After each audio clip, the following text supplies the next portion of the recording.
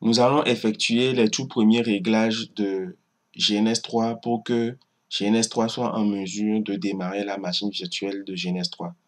Donc, nous allons faire un clic droit sur l'icône de GNS3 et exécuter en tant qu'administrateur.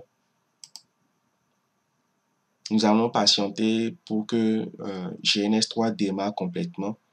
L'interface graphique est déjà affichée, mais GNS3 n'est pas totalement démarré. Nous allons patienter encore un peu pour voir les détails. Là, actuellement, GNS3 se connecte au serveur local. Là, nous avons le menu projet qui s'affiche. Et pour le moment, comme on ne veut pas créer de projet, on va fermer cette fenêtre. Et puis ici, nous avons un résumé des ressources système qui sont consommées par GNS3 actuellement. Donc, pour ce faire, nous allons accéder au menu Edit, ensuite au sous-menu Préférences. Dans le sous-menu Préférences, nous avons plein de paramètres ici qui nous permettent de régler GNS3. Mais dans notre cas actuel, c'est la partie GNS3 VM qui nous intéresse. Et nous allons cocher la case Enable the GNS3 VM pour activer l'utilisation de la machine virtuelle de GNS3. Et dans cette zone, nous avons Virtualization Engine qui nous permet de choisir l'hyperviseur de type 2 sur lequel nous avons déployé notre machine virtuelle de GNS3.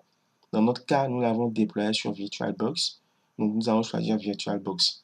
Pour les autres cas où VMware Workstation ou bien VMware Player a été utilisé, vous devez choisir VMware Workstation ou bien VMware Player.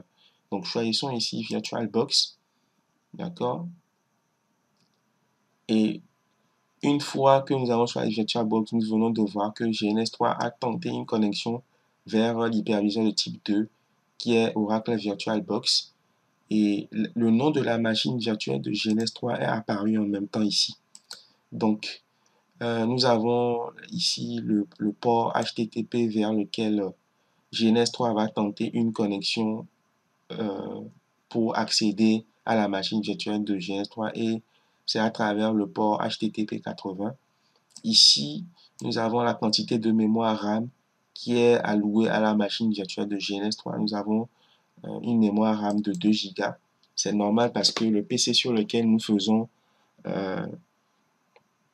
ces vidéos a une mémoire RAM totale de 16 Go. Donc, nous en avons assez pour attribuer à la machine virtuelle de GNS3, car plus votre machine virtuelle a de mémoire et de processeurs, plus elle tournera vite. Donc, le nombre de processeurs virtuels, nous allons garder ceci à 1.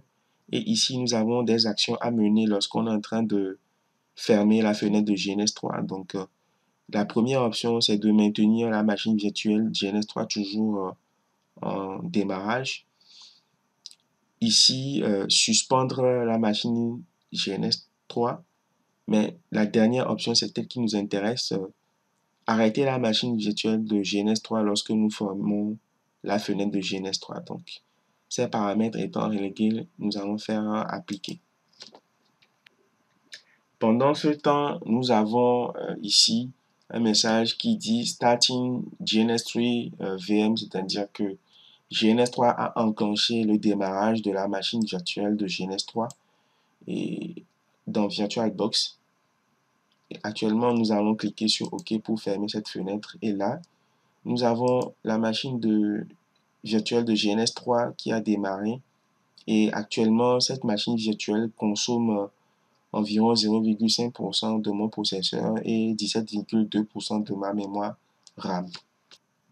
Cette fenêtre de Oracle VirtualBox nous confirme que la machine virtuelle de GNS3 a bel et bien été démarrée par GNS3.